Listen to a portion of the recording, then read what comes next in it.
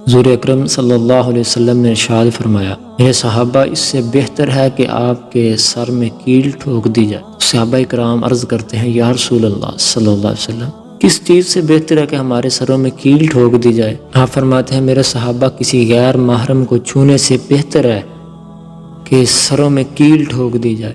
تو اب غور و فکر کریں میرے بھائی، ہم کیسے اپنی جوانی گزار رہے ہیں؟ اتنی دردناک بات میرے حضور نے کہی کہ سر میں کیل ٹھوک دی جائے، صرف ہاتھ لگانے کی بات کی ہے، باقی چیزیں تو بہت دور چلی گئی ہیں۔ تو ہماری جوانی چوکو چرواہوں میں گزر رہی ہے، غیر محرم عورتوں کو دیکھنے میں گزر رہی ہے، جوانی برباد کر رہے ہیں ہم لوگ اپنی۔ کچھ حاصل نہیں ہوگا میرے بھائی، صرف ایک لمحہ بیٹھ کے سوچ لیں کہ اس برائی سے ہمیں حاصل ہی کیا ہوتا ہے۔ صرف ایک لمحہ بیٹھ کے سوچیں، ابھی تک جو ہو گیا سو ہو گیا، اب سوچیں ہمیں حاصل کیا ہوا اس سے، اپنی آخرت کے بارے میں سوچ لیں۔ میں اللہ سے دعا